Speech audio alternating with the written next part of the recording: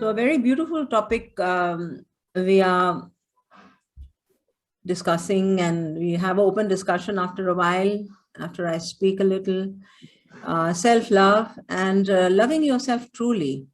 You know, the word self-love is often misunderstood. In the present day, it's really popular. There's a lot being spoken about self-love, pamper yourself, look after yourself and everything.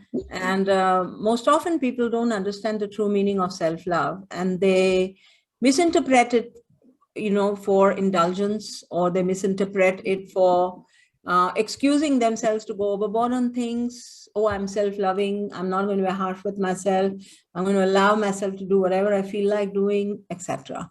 So this is a very important topic, therefore, especially for those who are on a spiritual quest and those who aspire to grow spiritually and utilize this life for growth. You know, life story is always going to be there.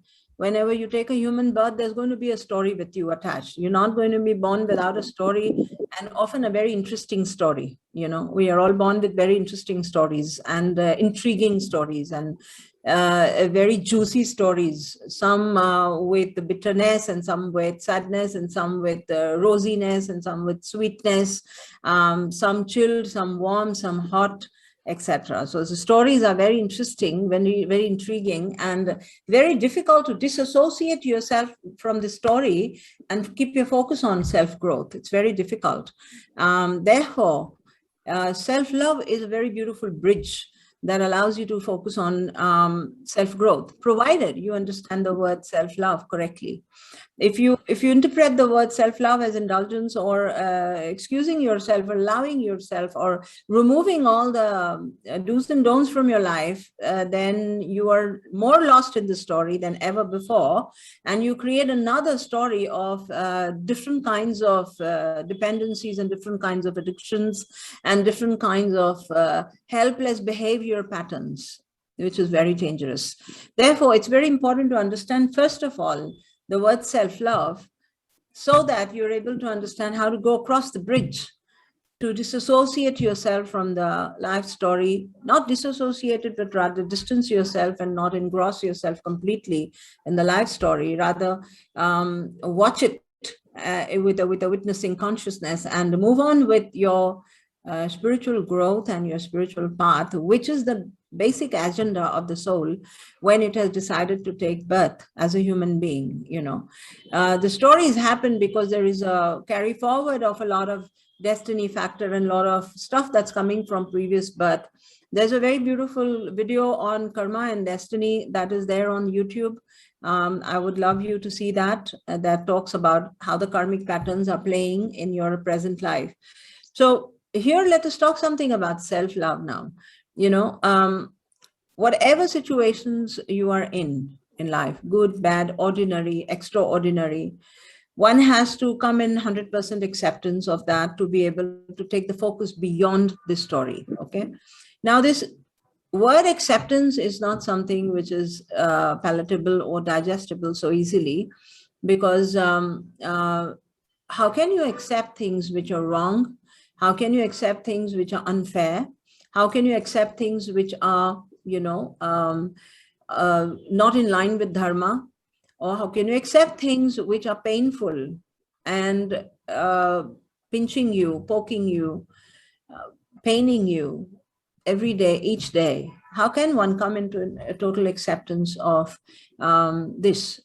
To be able to move ahead and keep the focus completely on self-growth is a very difficult thing, you know. So this is where the spiritual practices, you know, come in and play a role to take you beyond your story. You know, this is exactly where spiritual practices come, to take you beyond your story. Now, first and foremost thing is that one needs to be able to disassociate, or to be able to you know, objectively look at your life story. One needs to calm down for a few moments, for sure. At least for a few moments in the day, you disassociate with your story completely and say that I am not this person who's going through all this. I'm this person who's sitting down on my seat. And at this moment, for this next 10 minutes or 15 minutes, I'm going to be just this meditating me, and not the person who's gone through all this that I am reminding myself of every day. Okay. In those 10-15 minutes, one needs to ask oneself, what is it that you want? You need to ask yourself in the silent space of your heart, in the silent space of your heart, in the silence that surrounds you that moment, in the silence that is dissolved, that has dissolved your identity, and you're no longer the person who is a part of that story, but you're the one who is sitting and enjoying this silence. In this silence, you need to ask yourself, what is it that I want? Can I calm down? Can I settle down and ask myself, what is it that I want? And also close your eyes and ask your true self. You know, there are these two selves in you. One is this identity that you are Rekha Khanna or Shalini or, Dipali. One is this identity that you are, the person that you are. And the other is the true self, which is sitting inside, the God that is sitting inside, that is your true self. So whatever you want in life, it has to be in alignment with both these people. You can't have something that you want and the soul doesn't want. All right. And you can't come in alignment with something that the soul wants and you don't want. So you have to reach some middle path where you want exactly what the soul wants and the soul wants exactly what you're talking about. So to bring this, what you seek and what the soul seeks, you have to come in alignment. You have to come in alignment. You have to come to terms with what you're destined and what you want as free will. You have to come in perfect alignment. I'm repeating the statement. You have to come in perfect alignment with what is destined and what is it that you want as free will. So what you want as free will cannot be completely contradicting something that the soul wants. It can't. Both of you will come middle way. The soul also listens to what you want. It's not that the soul doesn't listen to what you want. That we have a prusharth, we have a free will. Yeah. But then there is an agenda that the soul is born for. And it's very important to look at this blueprint of your life.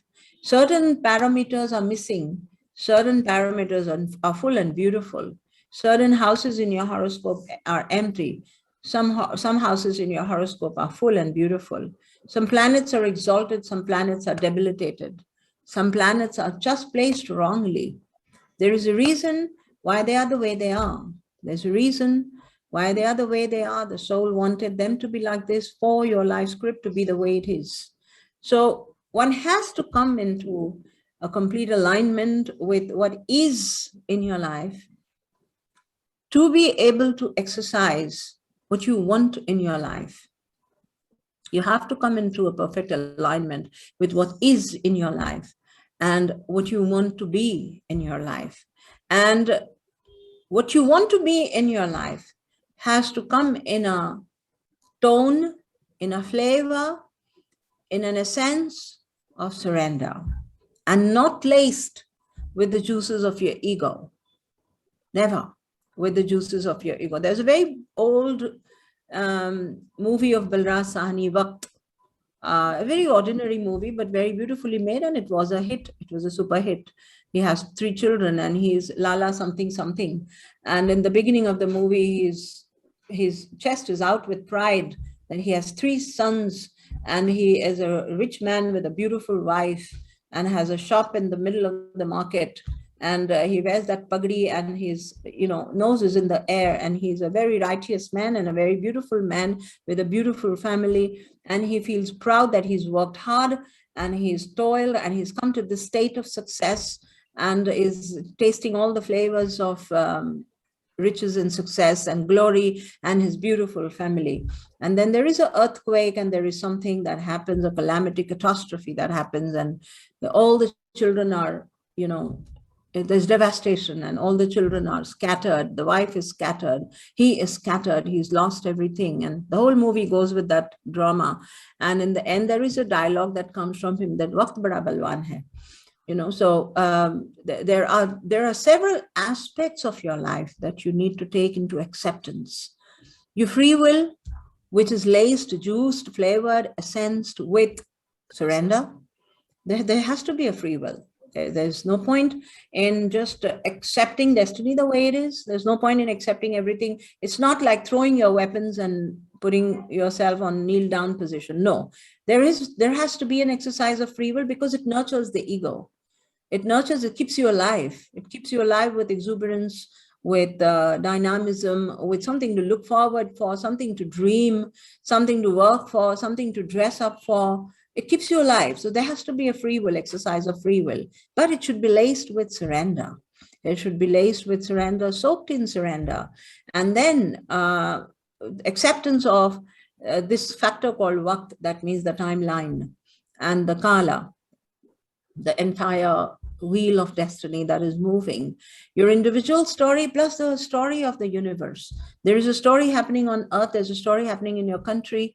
You keep yourself fully aligned with your own personal story, with the story of the nation and the surrounding that you are, and your free will. These three things need to be in alignment and in complete surrender. That's why when I talk about self-love, it is not to be misinterpreted. Oh, I want to get a massage done. I'm going to the spa and I'm going to go shopping spree, and now I'm going to buy this for me. I'm going to blow out my money. I'm going to, booze till I fall down, or I'm going to indulge with friends endlessly, and I'm going to party, and I'm going to wear all the clothes that were forbidden in my life, and all the things I'm going to do that were forbidden in my life. That's not self-love. That's not self-love. That's hiding yourself from yourself. It's hiding yourself. It's escaping yourself from what you truly seek, from what your soul truly seeks, and what you truly seek, what you really wanted to be when you took birth on earth, you have forgotten.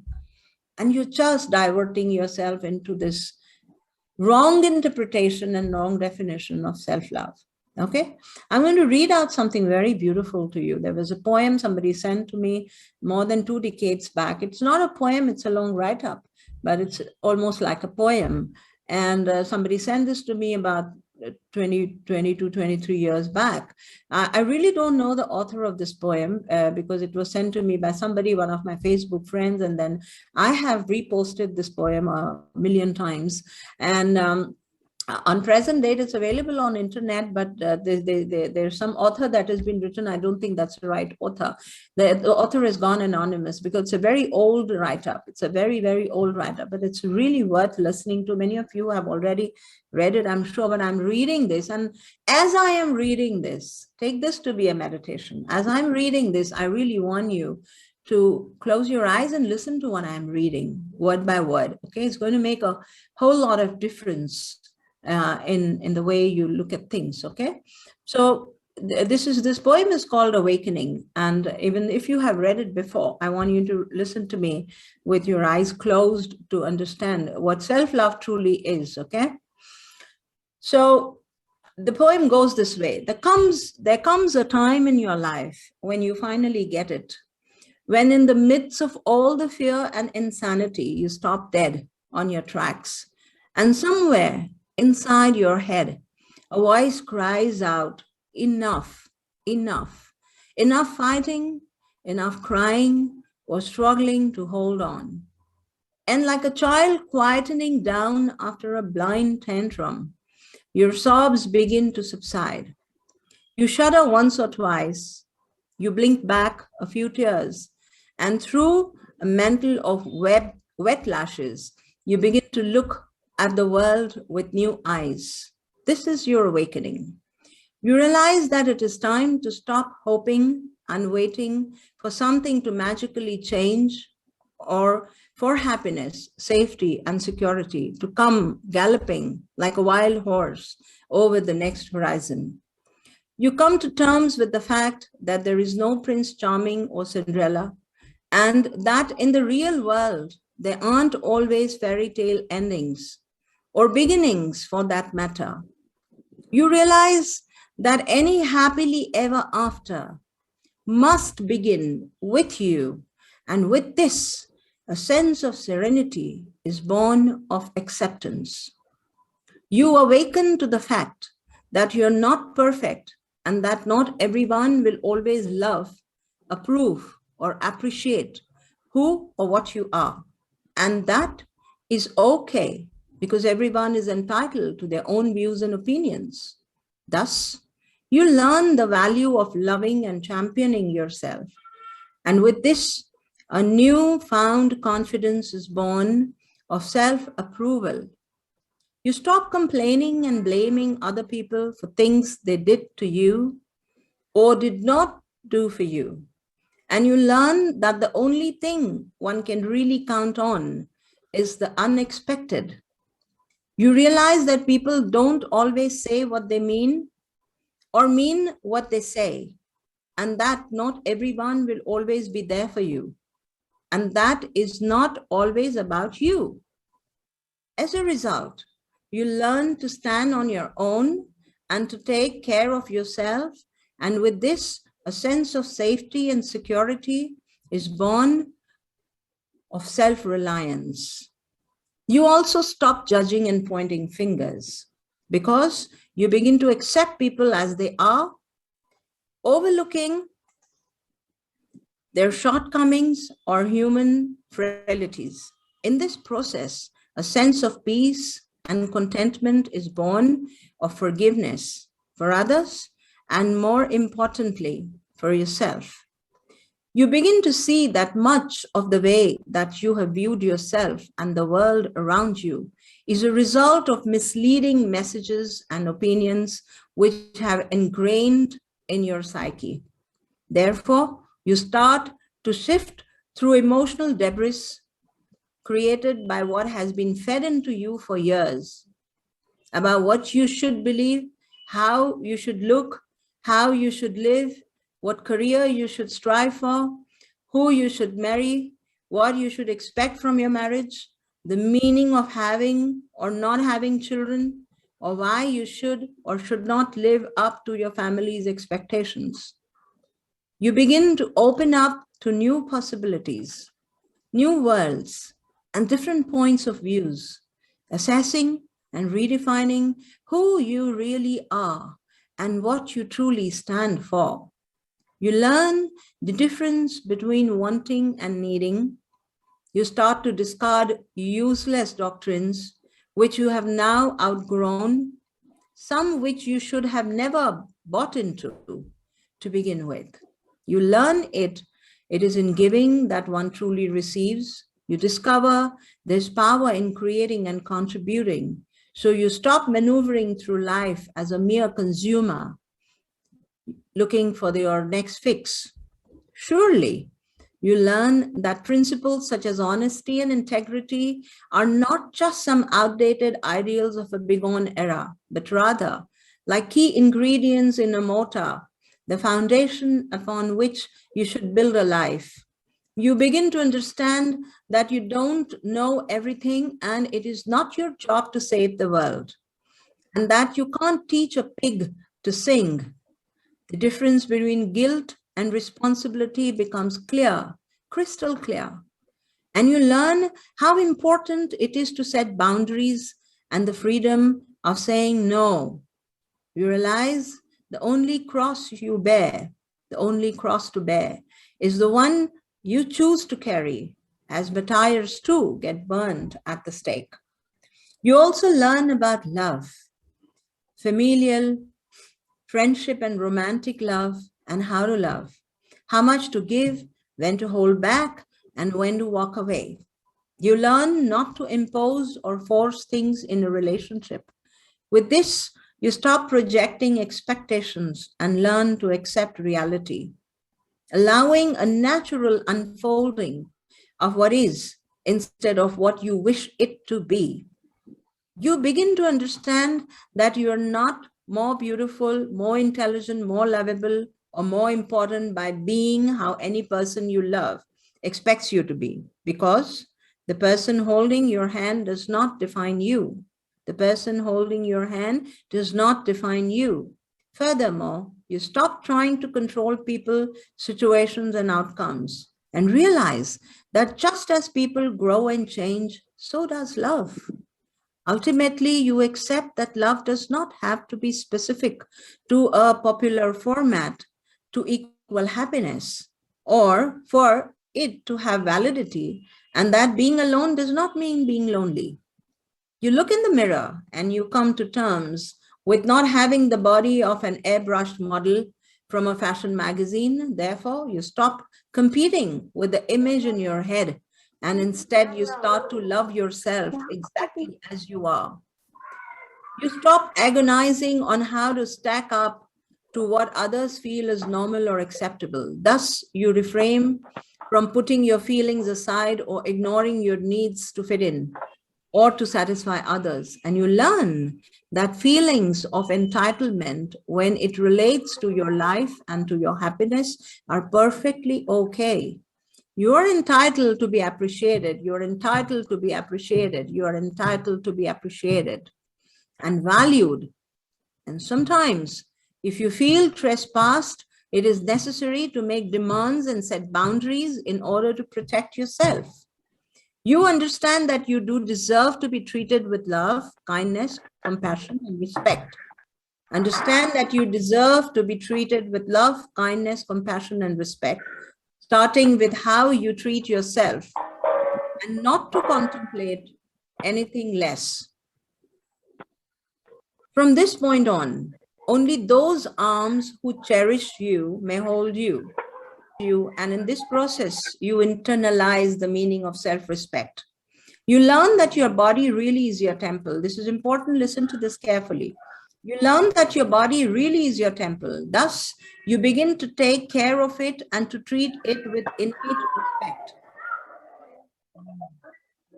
You start to eat a balanced diet and to hydrate more water.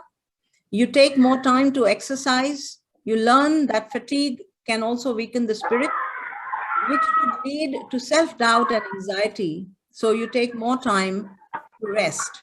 And just as food fuels the body, laughter fuels the soul.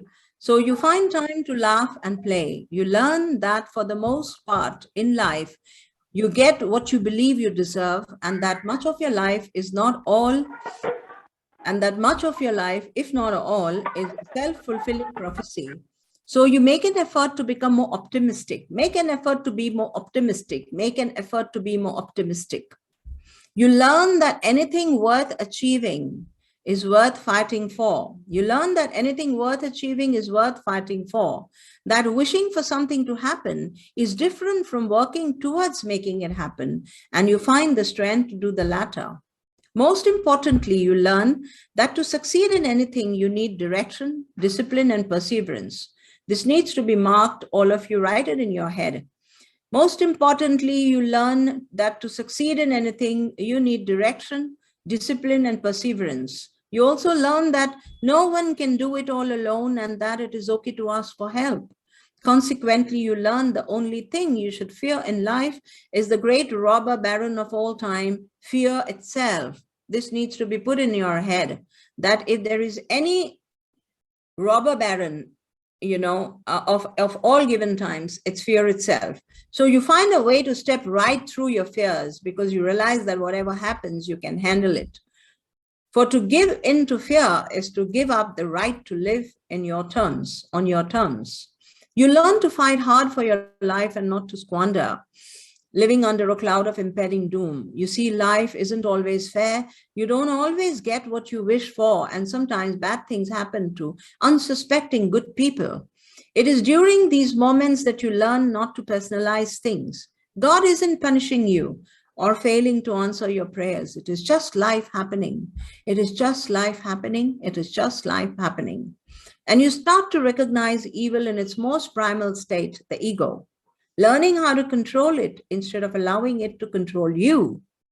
You realize that negative feelings such as anger, envy, hate, resentment, and sorrow must all be understood and redirected, or they will suffocate the life out of you. I'm repeating, you realize that negative feelings such as anger, envy, hate, resentment, and sorrow must be understood and redirected, or they will suffocate the life out of you and poison the universe which surrounds you. You learn to admit when you're wrong and to build bridges instead of walls. You learn about gratitude and to appreciate the comfort of simple things which you may take for granted, things that millions of people on earth can only dream of. clean running water, a full refrigerator, a comfortable bed to sleep on, a hot water shower on a cold day, clean clothes to wear, and a place called home. Slowly, you start to take responsibility for yourself. You make yourself a promise to never betray yourself again. Listen to this paragraph carefully. This is the last paragraph. Slowly, you start to take responsibility of yourself, to make yourself a promise to never betray yourself again by settling for less than. You can hang a wind chime outside your window, so you could listen to the wind as a gentle reminder to keep trusting, keep smiling.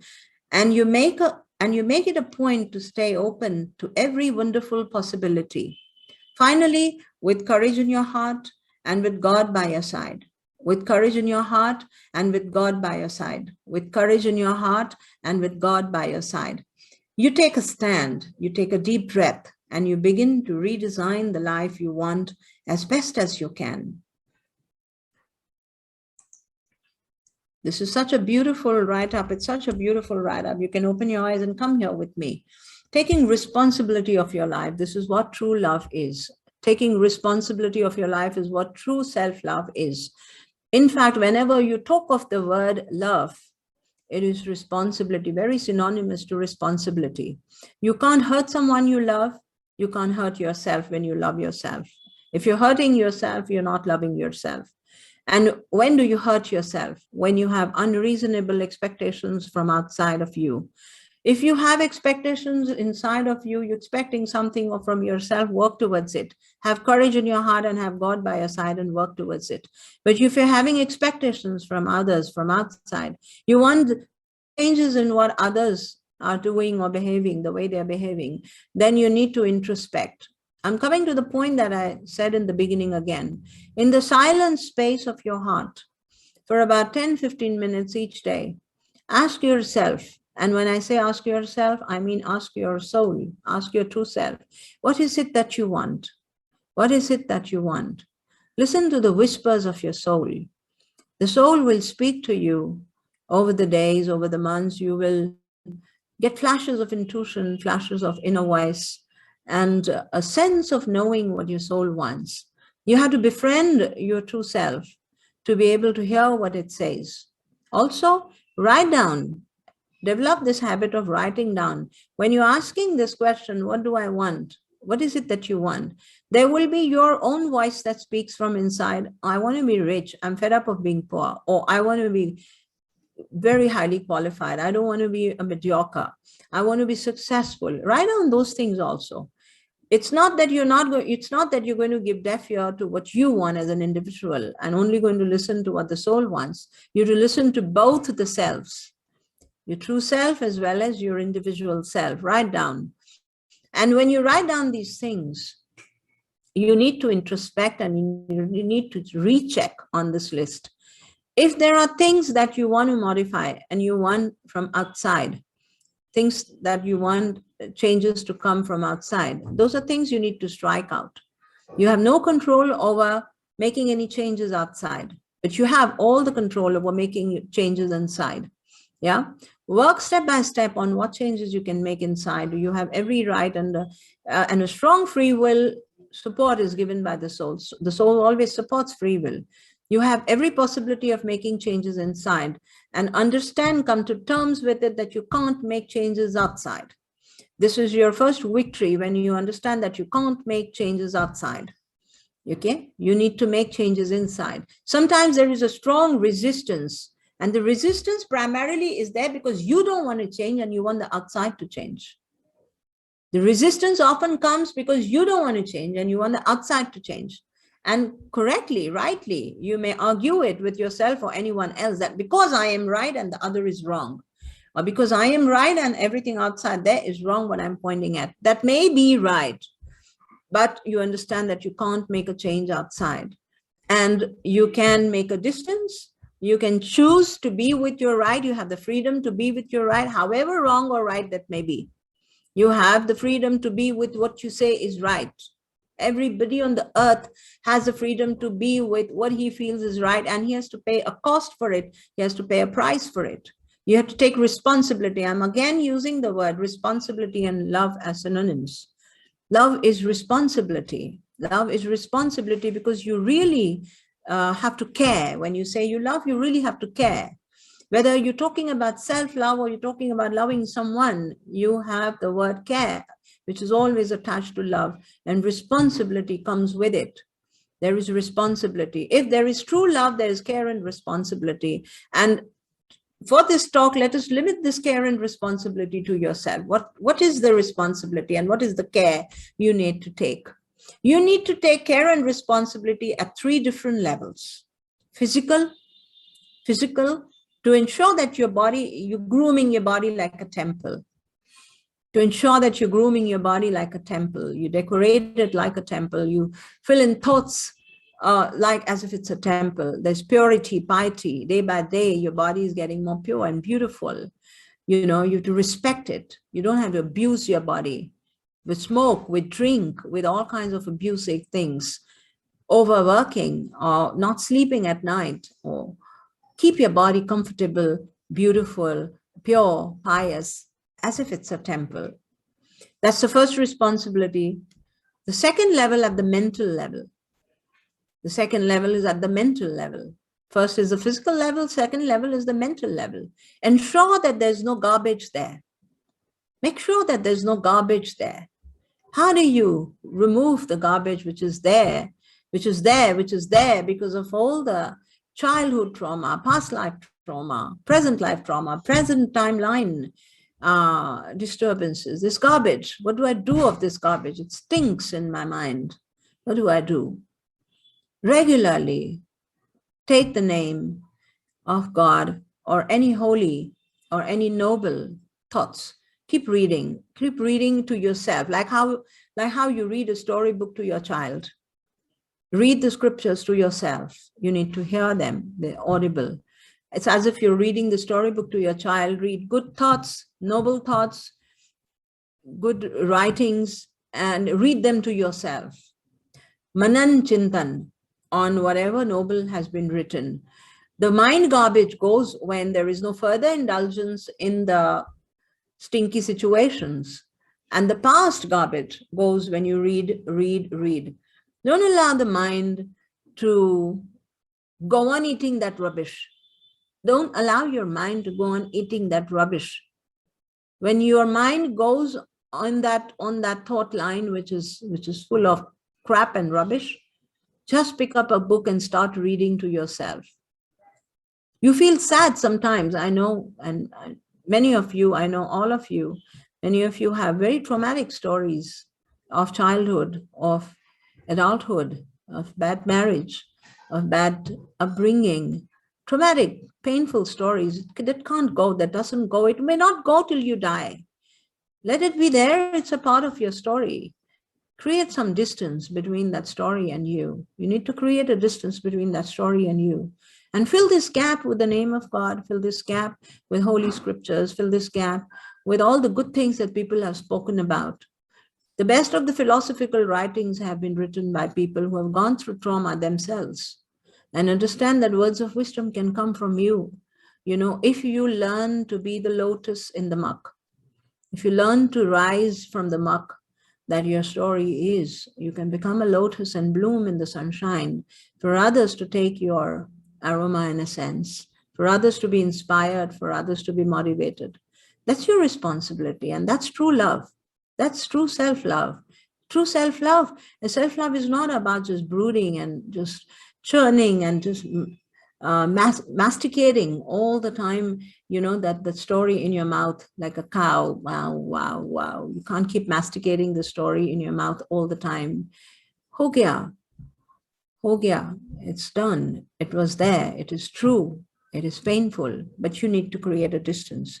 In the present timeline, if you are in a trauma, you need to do everything possible to distance yourself and to heal yourself. You need to do everything possible to distance yourself and heal yourself. No dharma tells you to be in abuse. No dharma teaches you to be in pain. That is suffocating and not allowing you to breathe as a human being. You have, every individual has the right to be with his right. I'm repeating. You have to take the responsibility of that right. That's it. And nobody outside of you has got the authority to judge you whether you've taken the right step or not. You alone are responsible for what step you take. And so give yourself the freedom to be with the right that you think is right. Take responsibility.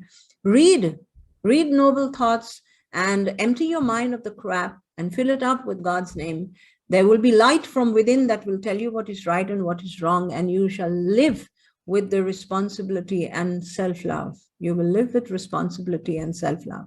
This is for sure. Okay. So at 3 levels I spoke about. First is the physical level. Make a promise to yourself to look after your body like a temple. Second, mental level. Make sure that there's no rubbish in your mind. No painful rubbish in your mind. Empty it. Throw it out. Do everything possible to let go, to puke it out. That's it. Third, spiritual level. Spiritual level. There is an aspiration your soul is carrying. And so there's an agenda. There's something that the soul wants you to achieve in this life. In these silent moments of 10, 15 minutes that you spend with your true self every day, let there be a lot of love and communication of love so that the soul whispers to you what it wants. What direction? What spiritual steps? What spiritual growth that you aspire? It will come, it will reveal to you, it will be revealed to yourself. Do you want to go on the karma path? Do you want to go on the bhakti path? Do you want to go on the jnana yoga path? Or do you want to take a combination of all the 3? Becomes more and more clear, more and more refined as you spend more and more time in this silence communication with your soul, with your true self. This spiritual inquiry is ongoing exercise. It's an ongoing exercise because as you come more and more in clarity, there is more and more revealed. As you come in more and more clarity, there's more and more revealed because the soul is excited that you are now spending time with your true self. And let me give her something more that I want. Let me give her the entirety of my dream for her. When you're born as so-and-so in this life, your soul is having a dream for you. And this dream is always with wings, touching the skies, moving towards the epitome of, lifetimes. It's always for greater heights than what you've seen. So understand that these silent moments are very important for you to listen to the whispers of your soul. And the more you spend time with the self, true self, the more you will feel loved. Because the self showers love on you. The true self actually showers love on you. There's a fountain of love. I often give this example to many people who fall in love. Whenever I discuss this beautiful topic, women love to talk about falling in love. You fall in love, there is someone in front of you that suddenly moltens you, melts you from inside, and you feel your heart melting and all your emotions melting, and there are tears of joy, and there is something happen, kuch hota hai inside. All right, there's something happens. It's nothing but an overflow of love coming from your spirit, coming from your soul. And that's someone who is in front of you, whom you're assuming you've fallen in love, has been a trigger to open this fountain of love inside of your heart. The love is yours, the love is not his. The experience is yours, the experience is not his. You need to understand this, that this fountain of love is happening in your heart because of someone, and you believe that you've fallen in love and that someone is what your love is. No, that someone is not your love. Your love is your love. Your love is your love. It's happening in your heart, and this shall always remain, and you should cherish it. You should understand it and cherish it. So this falling in love aspect, is a testimony to the fact that there is a fountain of love inside that can happen, for some reason. And one should aspire to experience this love. You should aspire to experience this love, because the source of this love is your spirit, is your soul. It jumps and opens a fountain of so much feelings and emotions and beauty and grace, and suddenly everything looks very beautiful, and suddenly you feel so beautiful. Everybody should pray that I should experience this love. It need not be, it's not necessary that it has to be a love like a romantic love. This fountain of love can be experienced through various different sources. It's not always through a man for a woman, or for a woman for a man. It can be through anything, your success, your career, your growth. It can be your attainment, your achievement. It can be realization. It could be a study. It could be something that you discover within. Fountain of love gives you completion. To experience this fountain of love in your heart, and knowing that this is not because of anything outside, this is inside me, this is happening inside me, this gives you completion, an experience of completion, and you will love to remain like that, and that feeling of being in love with you don't know what.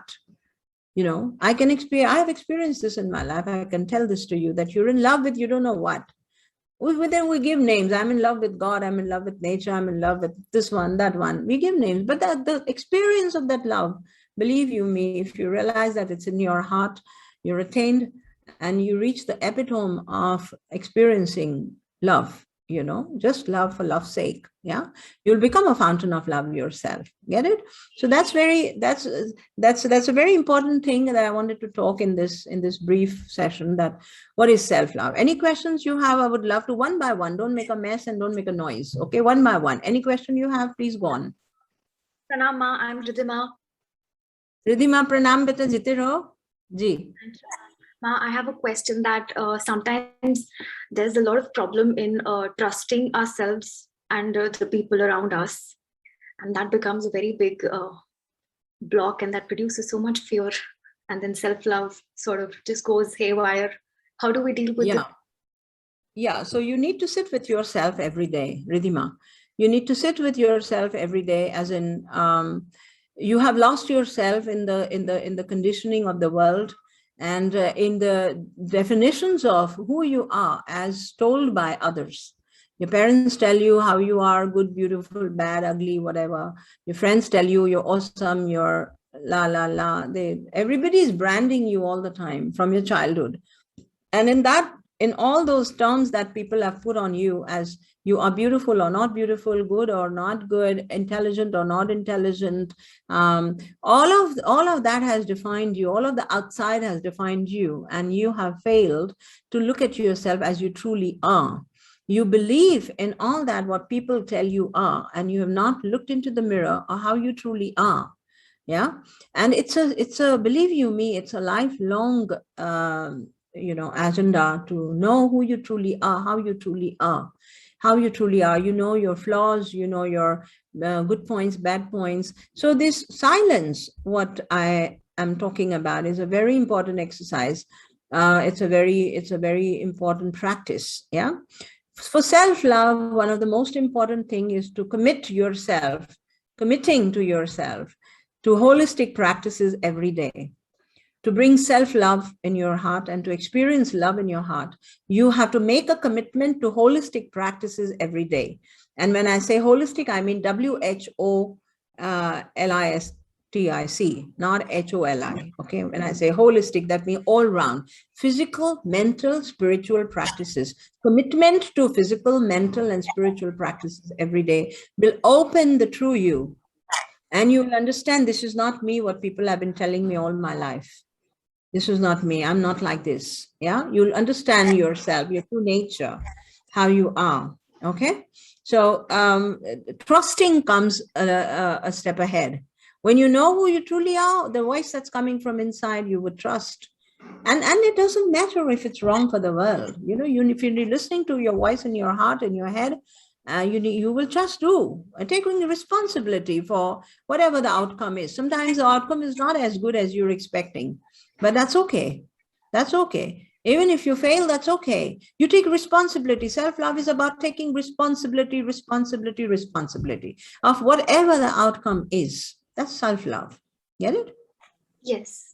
Ma, one more question. You had said that when things outside us are not going in a certain way, or we are not able to commit to the things that are going to be self-loving on a physical, mental level, spiritual level, then we need to sit down and introspect.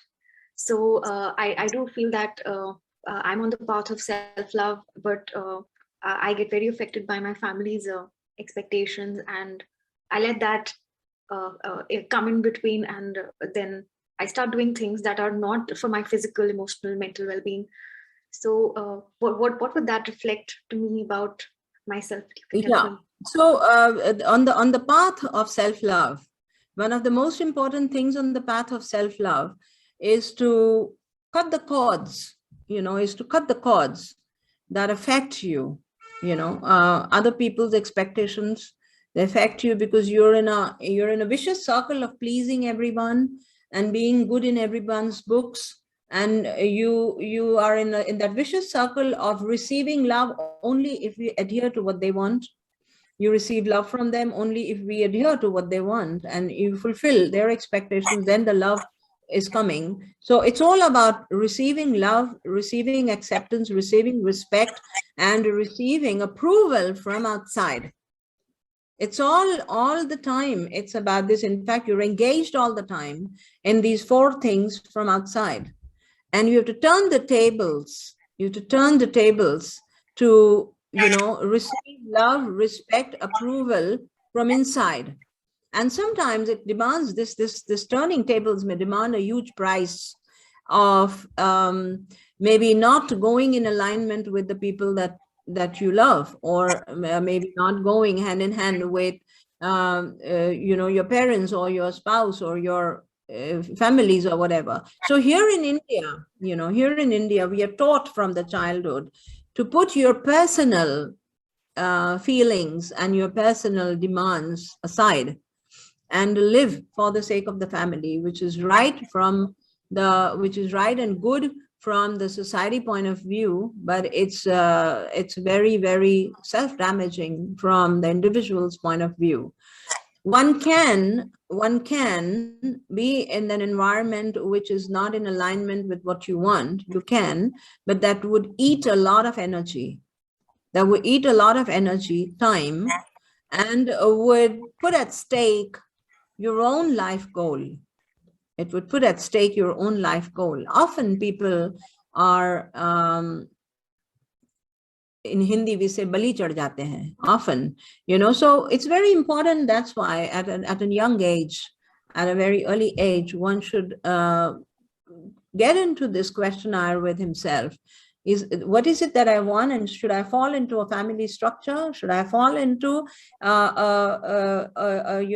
of a group of people that I am raising together, because that would demand sacrificing to each other. Should you want to get into such a structure? And if you are, then you have to make a balance, strike a balance between self-growth, self-love, and others' growth, others' love. Yeah, you have to strike a balance there. But as an individual, if you're living and taking responsibility of yourself and you're living by yourself, then your sole responsibility is to experience the love within you and listen to the whispers of your soul and your heart. Yeah. Yes. Someone else? Anybody wants to ask something? Ma, Ramni here. Yes, Ramni. Ma, the second level you're talking about, the mental level, wherein, a day-to-day work, it could be, or the family, you're always disturbed or accused for something, especially the workplace where you are not responsible for people form opinions, and that would affect your job role, everything. So how is that we make peace with that? Because consciously that you are not responsible in anything, and people have made an opinion about you, have some kind of a perception. Yeah, write it down. On day-to-day basis, you need to maintain a log or a diary or you write it down that I am not this. Somebody, let's say someone senior to you in your office is repeatedly accusing you of something, and you have no choice. You have to be in that job and you can't leave that job. And you want to go to the office and you can't leave the office, and you want that income and you can't leave the income, and you are forced to be there for several reasons. Then you write it down that I'm not this, I'm not this, I'm not this, okay. And write down what you are, what you sincerely think you are. I am hardworking. Suppose someone says you're lazy and you're careless. I am hardworking and I'm careful. And you affirm to yourself every day what you are. And this will create a kind of a buffer between what people are throwing at you and what you are having as a conviction. It's only when you are inside allows people to, put accusations on you that people do that confidently. If you remain unmoved and you're sure of what you're doing, Anything hauled upon you from outside will not affect you. You need to create a distance. And as much as possible, one should have the courage to move out of abusive situations. Okay. As much as possible, one should develop the courage and have the courage in your heart to move out of abusive situations.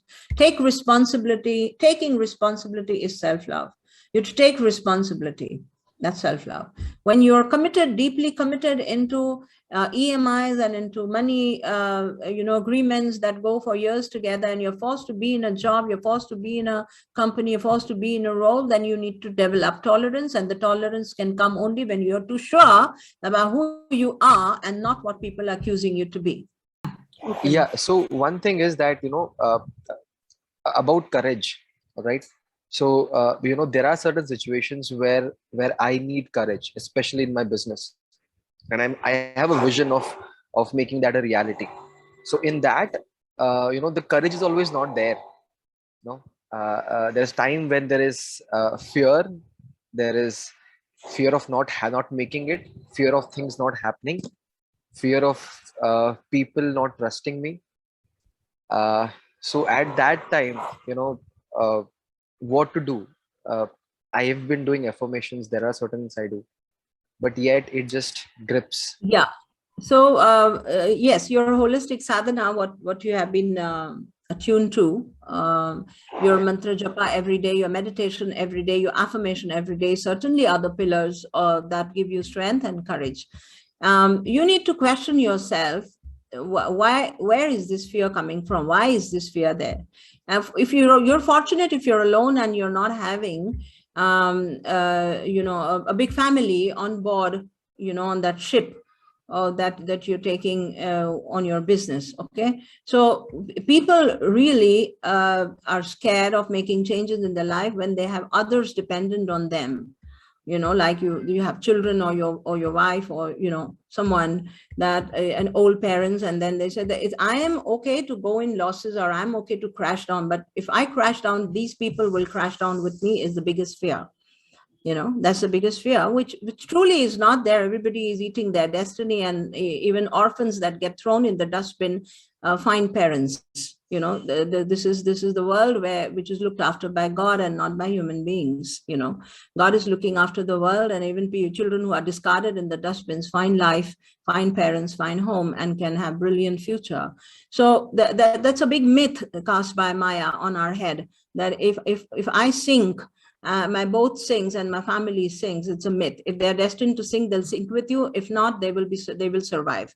So the courage factor, what you said, you need to question. If you're alone, then there are very few things that should scare you. If you're alone, then there are very few things that should scare you. The crashing of your individuality and the failure of your enterprise or your effort or the project that you're working with is the fear.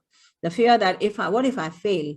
What if I fail? I get up again and I start again. I can tell that to you with testimony, not that I am a Swami, I'm a sannyasi, and I'm giving you a lecture. I have failed in many businesses in my life, and doesn't matter. I've stood erect again many times, so that's okay. If you fail, you don't die. You fail. If you fail, you don't die, you fail, and then you can get up again and can start again. And believe you me, people don't remember. The people have very short memory, and society is not bothered about whether you're failing or succeeding. It's only you who is bothered about you. So you again get up and again start, again get up and again start, again get up and again start. That's what life is for. That's what life is for. So fear aspect for a person who is on the journey alone and is working and is aspiring to touch the zenith of his life is a very little thing to handle, beta. Very little thing to handle. Shouldn't have fear. Should be bold and courageous. And there's Ma behind you. Am I not there? Yes, you are. Ma, Ridhima, once again, can I ask you one more question? Yes, sure, Ridhima.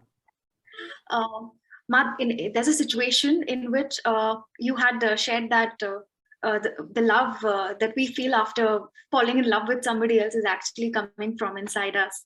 So I was lucky enough that somebody I met a few years ago just once came, opened the door of love, and I have really grown spiritually after that. And Wonderful. From my soul, I think I did not really want to be with that person. But on and off, I had been getting thoughts about that person and, those love pangs. But whenever I do some healing for that, and something like a big workshop if I attend, or some consistent healing I do, I suddenly, his thoughts stop coming to me and I feel just absolutely okay all by myself.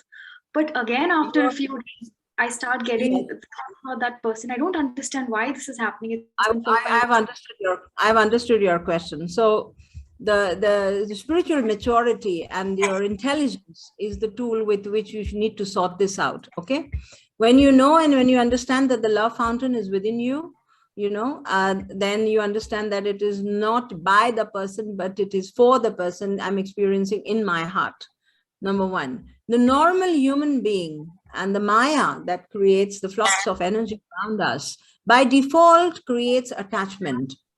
By default creates attachment, clinging, holding, and not letting go of an experience which is pleasurable or desirable or lovable. So when you believe that he is the love that I'm experiencing, then you'll hold to that, to him, and you won't want him to let go, and you won't want him to change, and you want to freeze him. You want to freeze that experience in the timeline. When you understand that he is not the love, I am the love, then there is no clinging, because if he's there or not there, the love will remain. So this attachment and clinging that we have to people whom you think you have fallen in love, or you sincerely do fall in love, not that you don't fall in love, but the love is there in your heart and that will remain, is something that needs to be taught, deeply, intellectually to your brain. Your brain is the controller of the central nervous system. And I was telling someone yesterday and day before yesterday, and that, listen to the statement carefully. Whatever you think to be real, whatever you think to be real or you're convinced is real, your entire body responds to it. Your entire body responds to it. This statement is very deep, very philosophical, and very, very beautiful. That means in Vedanta, the common example that is given is that of a rope. If you enter into a dark room and there is a rope lying near the door and you step on the rope, suppose your foot steps on the rope or hits the rope, you suppose you think, oh my God, I think there's a snake here. And your whole body will start trembling because your brain thinks it's a snake. So your whole body will start trembling.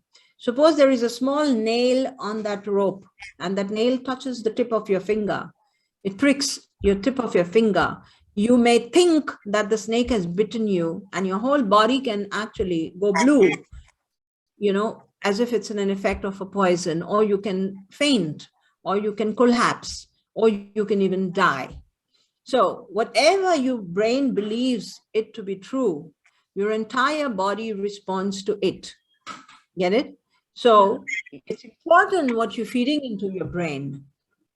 It's very vital what you're feeding into the brain. Spiritual reading, spiritual noble reading, and intellectual contemplation and contemplation on truth helps you to develop a Vivek Buddhi. Vivek Buddhi is intelligence which is laced with the divine light, discriminating intelligence. Vivek Buddhi is when your intelligence gets flooded with light, divine light that comes from above, then it thinks right. When it thinks right, your body will respond accordingly.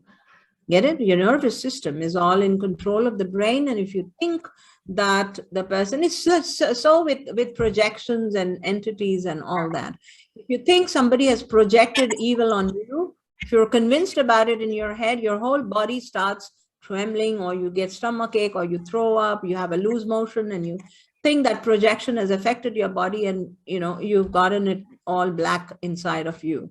Yeah, sometimes these projections are true, but most of the time these are not. Yeah, they are there. Your body responds to whatever you think is real. It's such an important statement that can diffuse the circuit of Maya. Can diffuse the circuit of Maya. About the 3 levels of self-care. Yeah, self-love, self-care. Physical, you need to commit. Everyone needs to commit. If you really want to love yourself and experience self-love, you need to commit to a regular disciplined life at a physical level where you walk, you do your little bit of stretching, you understand what you should eat and what you should not eat at a certain age with ailments you have, what are the things that are harming you, etc. A lot of control over your life style needs, it needs to be brought. And all these three levels are interconnected. The physical level, mental level, and spiritual level are interconnected. Therefore, often people are not able to make changes in their physical discipline or commit to a physical discipline because there is a mental lethargy or because there is a mental no commitment zone. And often this mental lethargy and mental no commitment comes from a deeper spiritual level. Therefore, the wise ones have always asked you to start from the spiritual level. The wise ones have always, when strength comes from the spiritual level, the mental is in balance. And when the mental is in balance, it's easy to commit to the physical changes that you want, whatever commitments you want physically. So things go for addiction. So the same thought goes for everything. So when you start from the spiritual level, and spiritual level, how does one start? This is what the workshops are for. At spiritual level, how does one, I mean, you just keep reading motivational fancy books on, help you. You need ways and means to deal with your spiritual, mental, emotional, and physical body. Spiritual practices, the workshops are meant for that, to give you a list of things that you can do for yourself. For instance, in the CI Plus workshop, I keep hopping on affirmations. I keep hopping on the fixed timing of the meditation, the right posture to sit, diet. We talk about diet as well, a little bit about. So if you, I mean, we all have weaknesses, and we consider that, sometimes I would like to pamper myself with what I love to eat. That's perfectly all right. But you would not like to soak in what you like to eat if you know that this is not good for my body, right? So sometimes taking something that you really love, but you like, for instance, somebody is diabetic and wants to eat a little sweet once in a while is okay. But he knows he's diabetic, he cannot eat sugar, and he goes on, indulging with the sweets. It's a self-love. I feel loved. And he goes and finishes a half a kilo of kaju katli is not excusable. Yeah. So this mental clarity and the will and the perfect conviction in your head about how to make your body a temple comes when you begin with the spiritual practices. And these practices often begin with meditation, primarily with meditation, the right way to meditate, the right time to meditate, the right posture to meditate, and the right attitude to sit in meditation. This is what you require the class for. You don't require the class to meditate per se. That means when a person enters into a space of meditation, he's not practicing anybody's system of meditation. He's in pure proximity with his own soul, and it's very cosmic and very natural. But to reach that point of union, communion, unison, one needs steps and the right guidance, which is what the workshops are for. Similarly, affirmations are there. What should you affirm? Should you be taking, I've seen some of my girls, dear ones, picking up books for affirmations and sometimes saying something, looking at the sky, and then sometimes dancing with some affirmations. Well, that's nice. It's a good entertainment, and it's a good taking your attention away from the sob story of your life, but does not make permanent changes in your life. Affirmations need to be designed correctly, customized for you, made for you, right? And then they have its glory. Instantly, it puts a smile on your face, and you know that this is for me, made by me, for me. So that there again is a technique to how to do it. Okay. So these workshops, we have 2-3 brilliant workshops that are happening in the next few months. CI Plus is a must. Somebody asked me that day that Ma does visiting a temple or a religious shrine, maybe a dargah or a mosque or a church or a temple or a beautiful spiritual dedicated place. Does that help one to open heart? What is the use of visiting a place like that? And I'm speaking about that in self-love because the collective vibrations of the place where you live, the collective vibrations of the place where you live affects and works directly on your own energy vibration and your own frequency. It's both ways. Sometimes if your vibratory frequency is very strong and profound, and you're an energy practitioner and there's exuberance, and you're always in that high vibratory mode, the surrounding gets affected positively with your presence.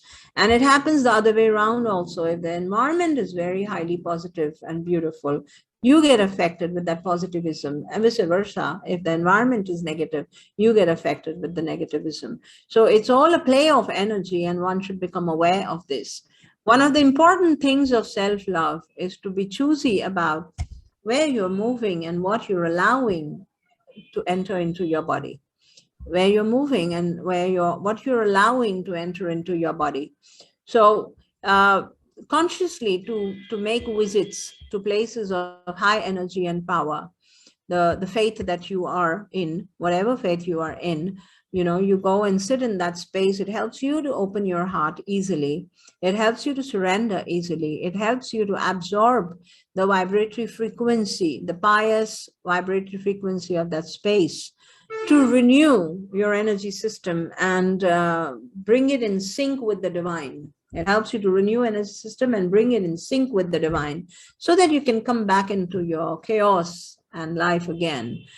So one of the very important things of self-love, points in self-love, is to be aware of the environment and escape and move out of an environment, consciously moving into a high vibratory field, to allow your heart to open and to sit there in silence and absorb the positive frequencies and of that space.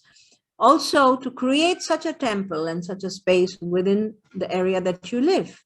That freedom is yours, to create a temple where I am, wherever I am, would always ensure that I'm living in a perfect vibratory mode, and I'm living in a perfect vibratory space where there's no contamination. If you're living in a large family where people are with all kinds of colors, aggression, loud speaking, abusing, fighting, and all that, you can create your own personal bubble, a vibratory bubble, with powerful imagination and powerful visualizing every day, so that you remain in that bubble while others can remain in whatever frequency they want and they choose. If it's inevitable for you to be there, then you need to learn how to create a vibratory bubble, a big, beautiful bubble of positive radiance and vibration, and be conscious about this bubble moving with you wherever you're moving, and nothing is penetrating through this bubble. Your visualizations are very powerful tools. Your visualization is a very profound tool. The mind and the prana work together, and whatever you visualize, your prana makes that happen by default. It's by default. So your visualizing positivism is another tool for self-love. You're creating positive vibrations in the space that you are, whatever kind of space you are. You may be working in a hospital, you may be working in an asylum, you may be working in a jail, you may be working in a, any kind of a system which has got a lot of chaos in the environment, thought chaos in the environment. You have the freedom to create your bubble of positivism and remain in that positive bubble all through the day. Very conscious about it. This is also one of the very important tools of self-love. Don't allow the collective vibrations to disturb the peace and serenity of your heart. Yeah? Perfect? I have a question about that. Yes, Claudia. Yes, I work with a segment of population that are adolescents, and I notice that a lot of them have never been told about the spiritual side, their spiritual aspect. And I go to school sometimes to work with kids who have been in very difficult situations. Some of them are homeless, or they are in violent homes, poverty, and they go to public schools. It's mandatory. So I go there and talk to them. How do you recommend I can guide them to connect with their soul, with their spiritual side and self-love when they are in such a terrible environment? And how can we speak to them easily so they understand that? Yeah, Claudia, this is easy and difficult, both. It's easy because silence is a therapy in itself. Silence is a therapy in itself, and it's not biased with or laced with any culture or any religion or any kind of a faith. Silence is the purest language of the, you know, of the soul. So the smallest of the children, the youngest of the children, even to the age group of 3, 4, can be asked to just sit down with a smile on the face and close their eyes and be silent, while you, if you're leading a group, can write down a very soothing, guided, you know, thought meditation that you could read out to them, and, you know, take them, say for 5 to 10 minutes to hearing what you're saying with their eyes closed, very soft, soothing commentary, and followed by 5 to 10 minutes of silence. And they are just sitting in that. It would be like you would take them in a trance. You would take them into a serene space within their hearts, and they can be guided. So a 15 to 20-minute session with a large group of whatever kind of people they are, is really going to make a huge difference and open them to possibilities of self-love, self-care. Also, the violence that is there in their head, or in their behavior, aggression in their behavior, is the violence that is happening in their mind, you know, and the disturbance that they are putting outside is the disturbance that's happening in their mind. So silence is the best medicine to begin with. And then depending on the area that you're working, I mean the geographical and cultural area where you are, you could introduce small little mantras. You know, mantras need not, the word mantra itself is Asian, but you could even, depending on the faith, where the collective faith of the people there, you could even incorporate a small phrase, a positive phrase. You know, let's say you take a small 3-word phrase from the Bible, or from any book that, you know, that is accepted culturally there, and that phrase be repeated. You know, I am silence, or I am love. Let's say I make a sentence, I am love, you know, and let them repeat it 108 times, or let them repeat it for 5 minutes without even counting, you know. So whatever words, the whole science of mantra goes upon, you know, is based on repeating words that have intrinsic deep power packed. You know, the bija mantras, what we say, the seed mantras, have power packed you know, sound inside, and when you keep repeating those words again and again, they open up capsules of energy inside your brain, and make changes in your body, mental, spiritual, at all levels of your body. You know, so mantras are very powerful. If you're not able to initiate a Sanskrit mantra or a Buddhist mantra, or any kind of a cultural mantra to the children, they can be just given an ordinary English sentence, a very brief ordinary English sentence that can be repeated like a mantra, you know, many times in their head, and that's surely going to make change in their attitude and approach. So first medicine is silence, and second medicine is a mantra to repeat. Yeah, does that answer the question, Claudia? Yes, thank you very much. I have, just quickly, I have tried some quick meditation for adolescents, and it's so hard for them to do it because they get nervous, they laugh, they don't want to close their eyes. You know, they are very shy between themselves to close their eyes and go silent. It's I can make a suggestion here. Lying down meditations, like you know, you have the yoga nidra, or you have something like a yoga nidra. Yoga nidra is too profound for them, they're very restless children. So something like a yoga nidra, lying down, could be a beginning point, eventually making them sit down over the days.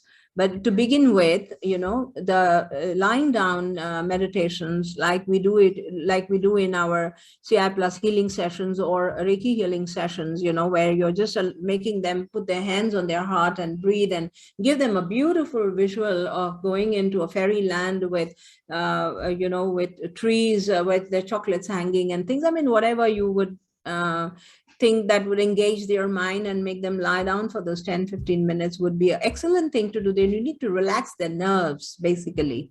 You need to relax their nerves and put light into their brain. The brain, again, I'm repeating, is the monitor of your central nervous system. So whatever goes in the brain is going on in the body.